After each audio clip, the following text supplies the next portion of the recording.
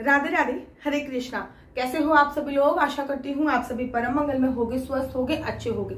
आज की वीडियो है आप लोगों द्वारा पूछा गया जो प्रश्न है कि सर्दियों में अपने बाल गोपाल लड्डू गोपाल की सेवा कैसे करें।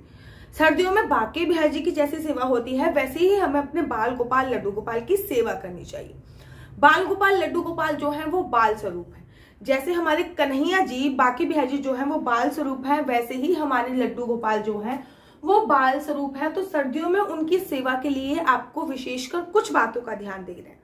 जैसे लड्डू गोपाल को हम लोग कार्तिक के महीने में तो सुबह सुबह उठाते हैं, वैसे लड्डू गोपाल को उठाने का जो टाइम होता है वो 6 साढ़े 6 बजे के आसपास होता है।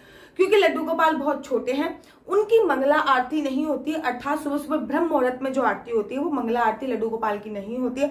तो लड्डू गोपाल को सुबह 6 साढ़े 6 बजे उठाया जाता है, लेकिन सर्दियों में लड्डू गोपाल को आप 7 बजे के आसपास उठाइए। क्योंकि बाके बिहारी जी को भी सर्दियों में देर से उठाया जाता है, क्योंकि बच्चे हैं और सर्दियों में देर से उठते हैं। सर्दियों में क्या होता है, दिन लंबे हो जाते हैं, रातें छोटी हो जाती हैं, तो सर्दियों में बालकों को देर से उठाया जाता है ताकि जो धुंध है वो थोड़ी सी छट जाए और धूप की गर्माहट आ जाए। उसके बाद अपने बच्चों को उठाया जाता है। उठाने के बाद आपको उठना पहले जरूरी है और आपको नहाना भी जरूरी है। इस बात का आपको ध्यान रखना है। ऐसा नहीं कि आप उठे और आपने लड्डू गोपाल को उठा दिया, ऐसा नहीं है। आप उठ के आपने नहा लिया, नहाने के बाद फिर आपने ये सारे काम करने हैं, ठीक है ना। उसके बाद आपने दूध गर्म किया, दूध गर्म करके आपने लाला के सामने रख दिया। उस दूध के साथ आपको कुछ भी नहीं देना, हल्की सी चीनी डाल के दूध को गर्म हल्का सा गुनगुना कर देना है। दूध में एक केसर का एक दाना जरूर डालती है। केसर की जो तासीर होती है वो गर्म होती है। अगर हम केसर का एक दाना डाल देंगे तो लड्डू गोपाल को गरम गरम चीज उनके शरीर में जाएगी, जिससे शरीर में जाया करेगी। तो जितना हो सके उनको गर्माहट देने वाली चीजों का ही उपयोग करना है। तो हमने सुबह सुबह उनको फ्रेश दूध दे दिया। वैसे हम माखन मिश्री देते हैं, लेकिन जो माखन की तासीर होती है वो ठंडी वाली जाती है, इसलिए लड्डू गोपाल को सर्दियों में गरम गरम दूध ऑफर दिया जाता है सुबह सुबह।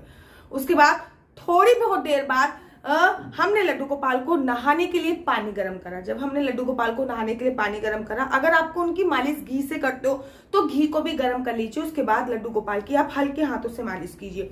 मालिश करते वक्त इस बात का ध्यान रखना है, कोई भी अंगूठी हाथ में नहीं होनी चाहिए, कोई भी कंगन वगैरह हाथ में नहीं होना चाहिए। तब आपको बाल गोपाल लड्डू गोपाल की मालिश करनी है। नाखून एकदम कटे होने चाहिए। देखो मेरे नाखून ना कभी भी आपको बड़े नहीं दिखेंगे, क्योंकि अंगूठी तो हैंड टू हैंड उतर जाती है, लेकिन नाखून कैसे हैंड टू हैंड करेंगे और लड्डू गोपाल की मालिश करेंगे अगर आपने घी से करनी होती है तो। उसके बाद आपने हल्के से गुनगुने पानी से, टेम्परेचर देख लीजिए, जिस पानी से आप नहा सकते हैं उसी पानी से आपको लड्डू गोपाल को नहलाना है। अर्थात मैं टेम्परेचर की बात कर रही हूँ, ठीक है। उसी तापमान के पानी को, ठंड है तो आपको गर्म पानी से, हल्के से गुनगुने पानी से अपने बाल गोपाल लड्डू गोपाल को नहला दीजिए। नहलाने के बाद अगर आपने पहले आपने अगर मालिश नहीं करी है घी की, तो अब आप लड्डू गोपाल को इत्र की मालिश अवश्य कीजिए। इत्र का भी बहुत बड़ा रोल है। सर्दियों में जो इत्र लिए जाते हैं उनकी तासीर गर्म होती है।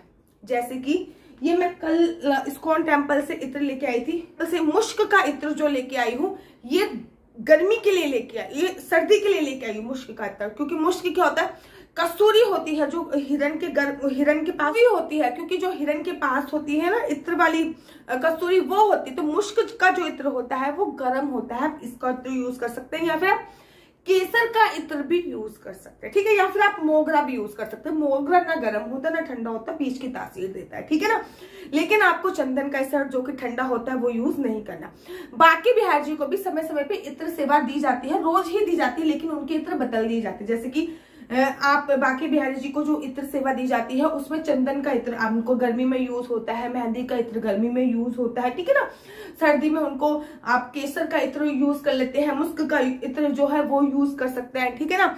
अगर आप इत्र यूज नहीं करते, वैसे तो इत्र की मालिश बहुत अच्छी होती है, वातावरण भी बड़ा सुगंधित हो जाता है, लड्डू गोपाल भी खुश हो जाते हैं। और ये जो इत्र होता है ना, ये गर्माहट पैदा करते हैं और पूरे दिन लड्डू गोपाल तो सुगंधित घूमते ही रहते हैं, साथ ही के साथ उनके शरीर के अंदर भी गर्माहट उत्पन्न होती रहती है। अगर आप इत्र नहीं यूज करते तो आप बादाम का तेल भी यूज कर सकते हो, क्योंकि बादाम के तेल की जो तासीर होती है वो भी गर्म ही होती है। तो आप बादाम का तेल भी यूज कर सकते हो। उसके बाद लड्डू गोपाल को आपको गर्म कपड़े ऑफर करने, जो ऊनी कपड़े आते हैं ना, लड्डू गोपाल को ऊनी कपड़े आपको पहना देने हैं। इस बात का ध्यान रखना है, ऊनी कपड़ों में भी यहाँ से ना खुला होता है, तो अंदर आपको एकदम कसा हुआ, जैसे बच्चों को पहनाते हैं ना अंदर कसा हुआ, वैसा पहनाना है और उसके बाद फिर आपको ऊपर से पहनाना है। सर्दियों में लड्डू गोपाल को फ्रूट्स वगैरह दो, लेकिन ऐसे फ्रूट्स दो जिनकी तासीर थोड़ी सी गर्म हो। नहलाने के बाद लड्डू गोपाल को आपको गरम गरम खाना देना है, जैसे कि पराठा हो गया, आलू का पराठा हो गया, ठीक है ना, पनीर का पराठा हो गया, ऐसे पराठे आपको लड्डू गोपाल को देने हैं। और पराठों के साथ साथ आप उनको छोका लगा के दही भी दे सकते हो, क्योंकि में जब छोका लग जाता है तो दही की जो तासीर ठंडी थी वो खत्म हो जाती है। उसके बाद आपने अपने लड्डू गोपाल को चाहो तो दिन में सुला भी सकते हो और उनके पास आपको एक कंबल हमेशा रखना है, ठीक है। साथ ही के साथ जब भी आप उनको पानी दो, 1-2 दिन में 5 बार पानी दोगे तो पानी जो है वो उसकी तासीर हमेशा थोड़ी सी गर्म रखिए, हल्की सी गुनगुना नॉर्मल पानी दीजिए। बहुत ज्यादा फ्रिज से निकाल के ठंडा पानी आपको लड्डू गोपाल को नहीं देना होता सर्दियों में, इस बात का ध्यान रखना होता है। रात को जब आप लड्डू गोपाल को सुलाएंगे तब भी आपको इत्र की मालिश करनी है, क्योंकि इत्र जो होता है वो गर्मी पैदा करता है। रात को उनको गर्म कपड़ों में सुलाना है, गर्म कंबल होना चाहिए, गर्म गद्दा होना चाहिए, इस बात का आपको ध्यान रखना है। कभी कभी ना हम थोड़ी सस्ती क्वालिटी के चक्कर में बहुत ज्यादा, मतलब सस्ते के चक्कर में क्वालिटी बहुत ज्यादा बेकार लेके आ जाते हैं, जो कि चुभता है। अपने हाथ में पहले रब करके देखिए कि जो चीज हम लड्डू गोपाल को पहना रहे हैं वो कहीं चुभ तो नहीं रही है। कंफर्ट भी बहुत ज्यादा जरूरी होता है। आप चाहो तो एक छोटा सा रूम हीटर, जैसे कि मेरे लड्डू के पास एक छोटा सा रूम हीटर है, अगर आप लोग मेरी वीडियो देखते होंगे तो डेफिनेटली आपको पता होगा। आप चाहो तो एक छोटा सा रूम हीटर लड्डू गोपाल के लिए भी लगा सकते हैं, जैसे सर्दियों में कूलर लगाते हैं वैसे छोटा सा रूम हीटर लड्डू गोपाल के लिए भी लगा सकते हो। या फिर आप अंगीठी वगैरह जलाते हो तो थोड़े लड्डू गोपाल को वहां पे बिठा सकते हो। अगर धूप निकली है तो गरम गरम धूप निकली तो लड्डू गोपाल को थोड़ी देर धूप में बिठाइए और अमरूद काट के अमरूद ऑफर में दीजिए, लेकिन अमरूद तभी देने हैं जब गर्मी होगी, मतलब धूप निकला होगा। तो लड्डू गोपाल की सेवा आपको सर्दियों में वैसे ही करनी है जैसे आप अपने बच्चे की सेवा करते हैं। आप अपने बच्चे को बचाते हो ना कि सर्दी ना लग जाए, उनको टोपा पहनाते हो, लड्डू गोपाल को भी टोपा पहनाना है, उनको जुराब पहनाते हो, लड्डू गोपाल को पहनाना है, अंदर छाती कसते हो, लड्डू गोपाल की भी कसते हैं। तो इस बात का ध्यान रखिए, माना कि वो प्रत्यक्ष भगवान है लेकिन उनकी सेवा पूजा अर्चना वंदना हम बालक के रूप में कर रहे हैं, इस बात में कोई संदेह नहीं है। आशा करती हूँ आपको मेरी वीडियो अच्छी लगती होगी। अगर आपको मेरी वीडियो अच्छी लगती है तो आप अपना यूट्यूब चैनल हरी बोल को लाइक शेयर सब्सक्राइब करना बिल्कुल भी मत भूलिए। तब तक के लिए मुझे दीजिए इजाजत। राधे राधे, हरे कृष्णा।